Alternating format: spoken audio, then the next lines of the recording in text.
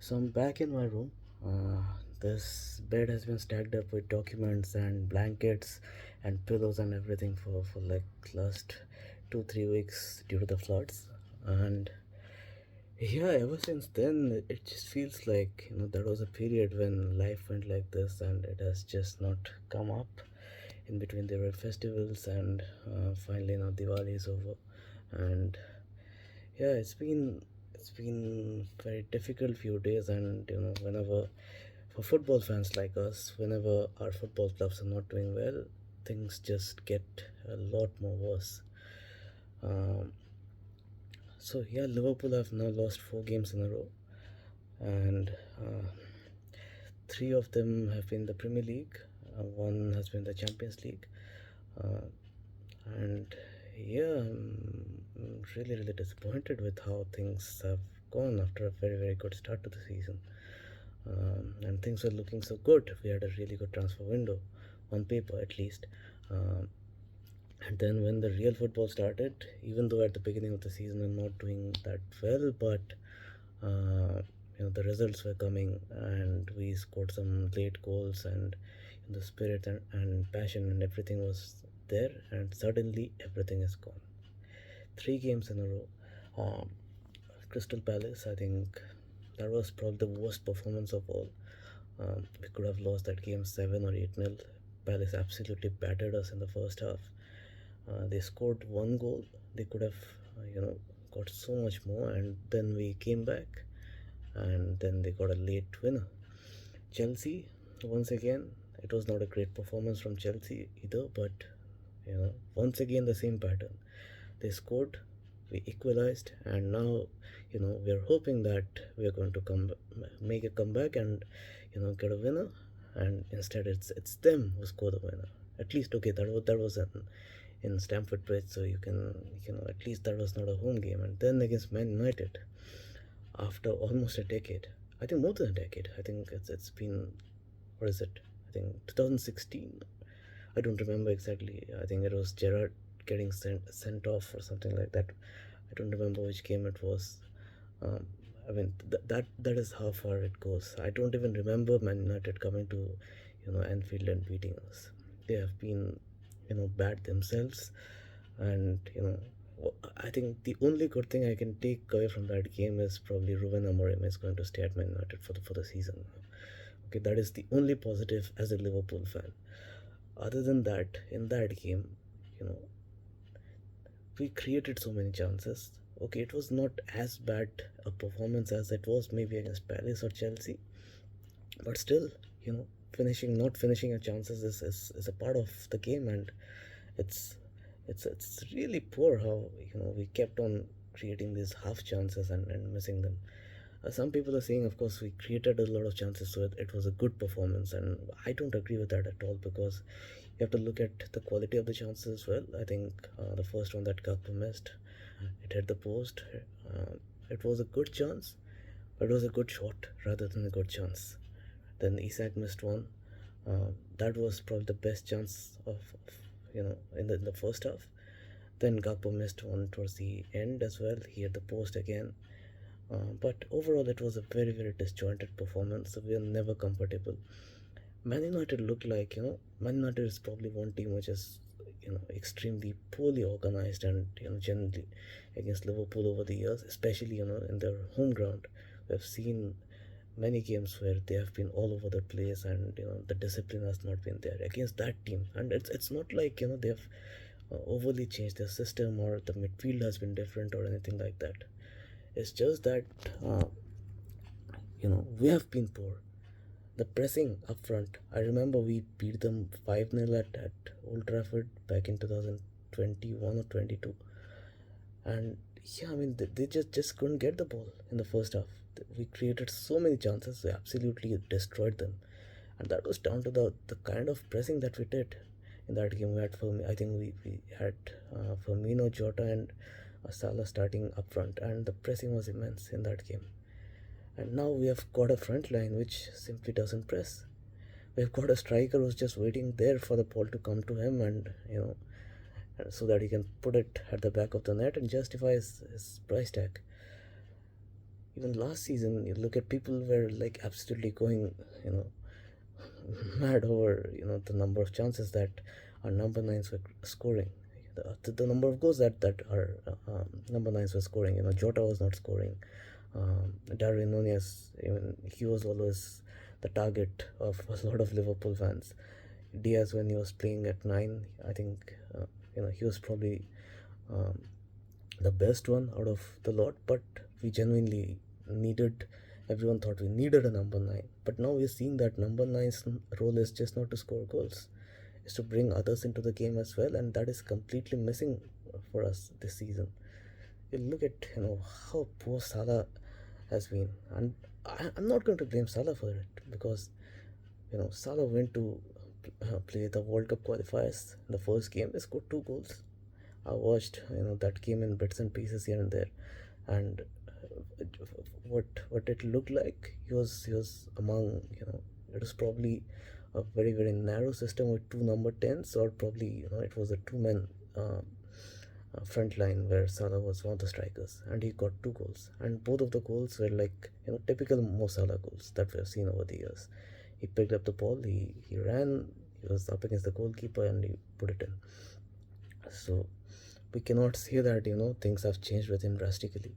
It's just that he's picking up the ball, you know, very very wide, and from there you're expecting a winger to cross the ball, and you're not expecting them to, just dribble past the left back, then the left centre back, then maybe a couple of defenders, and then shoot it past the goalkeeper. That is not the kind of player Mo Salah is, and the biggest reason behind that has been because there is no space. We are providing absolutely no width from the fullbacks, and yeah, I mean it's I'm looking at that performance, and I'm thinking, in terms of our players, what is even I mean, we cannot even go and say that this particular position is a problem, because each and every position in that team is a problem right now. The front line not pressing, there is no coordination. It's looking like a lot of them are playing for themselves. They want to. We have too many forwards right now. That is a big problem. Um, I'm among the few Liverpool fans who did not think that we should have signed Alexander Isak. I was very very strongly against it, because I even said that it could be a disaster for the club if we signed Alexander Isak, and we did. And the manner in which we got him, I think it had a very very negative impact on the whole squad. And yeah, I mean, he came in. If you look at the first five games in the Premier League, Ekitike started 5 games, and he had a very very good start. We have seen in the past, like Torres and Suarez, they came in. They were not. Torres was maybe was a big player when he came in, but Suarez was not a superstar. They came in, and Daniel Sturridge, they hit the ground running right from the start. Even the likes of Salah, Mane, they came in. They were very very good right from the beginning, and Ekitike had that kind of a start, and then we dismantled him by putting a player in his position who's more expensive, and he was starting games just because of his price tag. And you know Ekitike cannot start a game because he's probably not wanting to play at left wing. A lot of people are saying that he should be playing left wing with Isak. That is just foolish, because what has Isak done to start a game for Liverpool? He has absolutely done nothing so far to warrant a spot in the starting 11. Ekitike started his Liverpool career with a bang, like a lot of Liverpool forwards over the years have.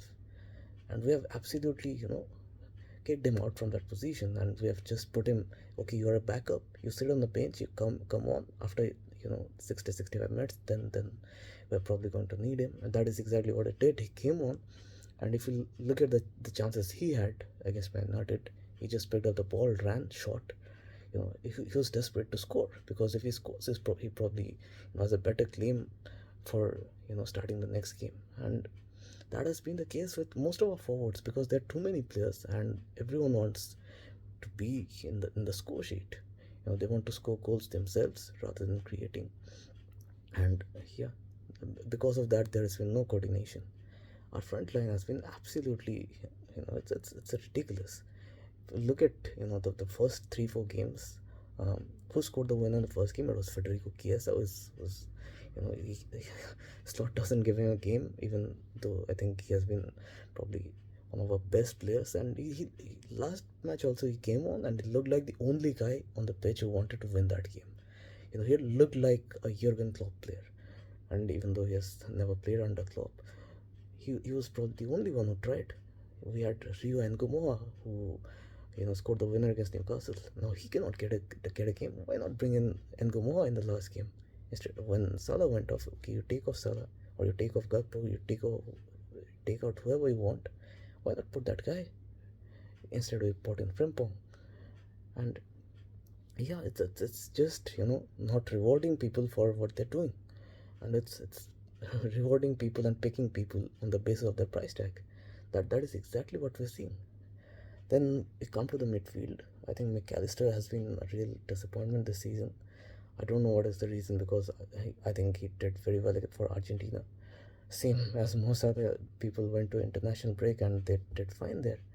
Zoboslai did really well for Hungary, and okay, Zoboslai has probably been one of our better players this season, and he was good. I have no complaints with him, other than the fact that he's supposed to be our main guy. He's supposed to be, you know, like Florian Wirtz has come in and he's not been great. So Soboslai should be our first choice number 10. And last game he started as a 10. Then he went to right back. Why is he going to right back? Because probably our manager doesn't trust the right backs that he has, and he has to fit in Soboslai somewhere. When comes in, Wirtz is a 116 million player. He has come in, so Soboslai has to be accommodated somewhere. So he goes to right back, and he's played one or two games there, and now he's like our second choice right back, which absolutely makes no sense.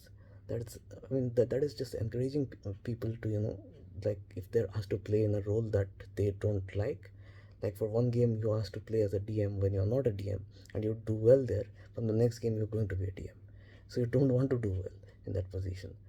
That is probably what we're seeing with someone like Ekitike as well, because I'm very sure he doesn't want to play left winger. I think Thierry Henry mentioned it in an interview as well, that he's a number 9. He wants to play as a 9, or a front 2, but he's not a left winger. He doesn't want to be a left winger. So midfield is a big problem. Gravenberg is the only one I think who's trying, and he's been injured now. And other than that, Curtis Jones cannot get a game. We shipped off Harvey Elliott because we couldn't give him game time. Endo has barely played. Bachet is injured. So what option do we have? There is no intensity in midfield at all. Like, if you're getting outplayed by Bruno Fernandes and Casemiro, this is the same duo against whom last season the first half we scored 3 goals at Old Trafford. Casemiro was absolutely destroyed. He was responsible for, I think, two of the 3 goals that Liverpool has scored last season. And this is the same guy who's come in and he's doing really well against our midfielders. And then you go to the defense. Firstly, I think the biggest blunder that we did this season was, we had issues at centre back, and we did not sort that out during the transfer window. That was our priority. Above all, that is the position that we should have strengthened. But we went after an expensive striker. Our entire focus was on tapping that player, somehow getting them his parent club to buckle and sell him for the kind of money that we are willing to pay. And by doing that, we delayed and delayed and delayed, and eventually we failed to sign Marquez. And one of the biggest reasons why we failed to sign Marquez, I'd say, is because we couldn't guarantee him starting place, because we have got Van Dijk and Konate was really good last year, and Konate is in his final year. Next season, it's looking very likely that he's going to leave for free. And when you're going to leave for free next season, it is very likely, and when you have no genuine competition, like there is no one to challenge him for the spot, it is very natural that you're going to be, you're going to just chill. You know that you're going to start ahead of Joe Gomez. And other than that, now we signed a young centre back who's broken his ACL, and he's out for the season as well. So Konate's contract was something we should have sorted out in the summer, but did not. That is a big factor for me. behind not getting Marquez eventually, because we could have got Gay 1 month, 1.5 months before, we eventually genuinely tried for him. We could have sorted it out a lot earlier. Crystal Palace would have had the money. They would have, easily gone forward and bought a genuine replacement, and everything would have been fine. And then you put pressure on Konate that, okay, we are going to start the season with Van Dijk and Kehi as our main pairing. And if you don't sign the contract, you're going to sit on the bench for the rest of the season, and you're going to miss out on the World Cup. Or you go and, tell Real Madrid that come and, get us for the price that Liverpool want. Or, whoever club bids the amount of money that we are wanting to get for you, we're going to sell you for that. If you don't want to go to that particular club, you sit on the bench. That should have been our approach. We did not do that. We did not learn anything from how things went with Alexander Arnold last season, how Real Madrid, poached him and, kept on, giving us belief that he's eventually going to sign, and he did not. So it's very, very likely that Konate is not going to sign a new contract as well, and he's going to go and join Real Madrid next season. And he's going to play like he has been doing from the beginning of this season unless we have, maybe in January we'll get a centre back, maybe we want to get another striker and the forward, maybe like I'm hearing rumors of Anton Semenyo. Like he's been a really, really good player for Bournemouth this season, and suddenly now he's the one we want. Okay, so I mean, this is the transfer approach that Man United have had over the years. Like, put your money on somebody who has had short-term success, and don't look at your requirements. Have absolutely no idea about how you are going to use that player. I'm looking at this team, and I'm feeling like we have bought in like 6, 7 players this season, and we have absolutely no clue how to use them. We have bought in Frimpong, which I thought was a really, really good signing, because Frimpong is a very good player. And then, when you bring in Jeremy Frimpong, who's never played right back in his whole life, he's been a right wing back. He's more like a winger than a right back. And you brought him to play in place of Alexander Arnold, which is fine because Alexander Arnold couldn't defend as well. But then, if you're going to play Frimpong in that position, what you need to do is to seal that left back spot. And we did not do that. Instead, we brought in another, attacking fullback, who was probably, uh, you know, our analytics signing, because Kyrgyz has been a target for long.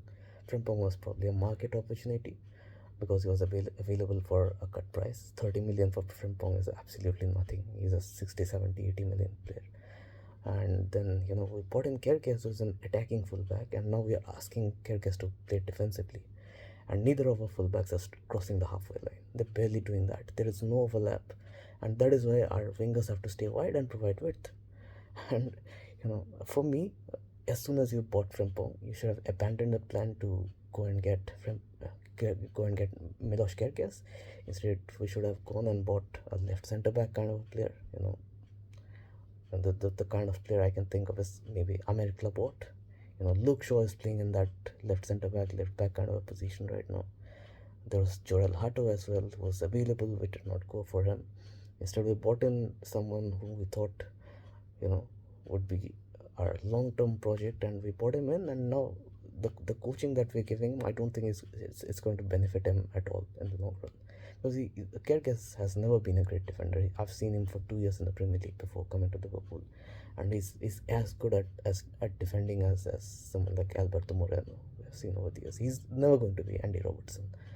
So, and he has been continuously playing. Robertson has not got a game against United. You need that hard passion, and Robertson did not even come on. We played Kyrgyz throughout that game. Then we brought in Florian Wirtz, and I've seen, like, when we signed him, a lot of people are like, he's a number 10, he's going to play number 10. But the number 10 is a position which has a lot of variations, and he's more of a number 10 who's he's not a number 10 who plays behind a front three. Like, if you look at him playing for Germany, he drifts on the left. Like, he's the best example I can give is maybe you look at how the number 10s function at Crystal Palace this season. Last season, the Ismail Assar, they had Eze last year. This year I think they've bought another guy from Spain, Jeremy Pino or something. I mean, it's a system where it's triangle kind of a system where there's nine and two tens. That is the kind of system it functions in. And even at Frankfurt, he's a goal scorer. Florian Wirtz is a generational talent. I was very happy when he bought him, but we have just been playing him in the same Zoboslai role as last season. And he has been tracking back, working hard, ball recoveries and things like that. Who cares? Who cares? I mean, he's a player who can genuinely provide 20 25 goal contributions, goals and assists combined throughout the season. That is the kind of output that we want from him. He was supposed to be our Kevin De Bruyne, and now we're seeing him, our new, maybe Gini Wijnaldum, a new Thiago Alcantara. That is the kind of output that we are probably expecting by playing him in the areas that he's doing right now. But yeah, I mean, people are saying that he's creating chances. Yes, he's creating chances, but then you have to look at the quality of the chances as well. And look at City over the years, that the chances that they create, the kind of immense pressure that they create on the opponent, that comes from that possession and quickness, and the kind of pressure that they put on the opposition as soon as they lose the ball. And that is just not there. You have to look at the quality of the chances and consistency of the chances as well. We're creating one chance maybe in 10 15 minutes, and that quality of chance is not great. Like the chance that Salah had last day, it's a big chance. It's probably going to count as a big chance, but he had pressure on him when he had little space to put that ball at the back of the net. The genuine chances that we can talk about, probably the one Gakpo scored from, that is the kind of chance that you need to create consistently throughout the game if you want to win games. And that is why we brought in Florian Wirtz, and he's just not playing in that kind of a role. And then, of course, I mean, the striker situation I've already talked about. So it's really disappointing. 3 games in the Premier League, we have just not lost. We have lost 3 games where we scored, we equalized, and then we lost. And that tells you about the kind of character that this team currently has. So I was very disappointed last game. I genuinely thought the kind of mentality that we're seeing, it is probably I can say Jurgen Klopp. Of course, he left at the beginning of last season, but we had that spirit and passion in the team. A lot of players who bought that, the likes of Darwin Nunez, Luis Diaz, Henderson, Milner. Over the years, we have lost all these players. Even Alexander Arnold, even Semekas. Look at these players. They just gave their everything for the team, and now they're not here. And the new guys who have come in, it just looks like a bunch of guys wearing Liverpool t-shirt and running around. It just doesn't look like it's a Liverpool team. It's a Liverpool football club representing the fans and all the legacy and everything that the club stands for.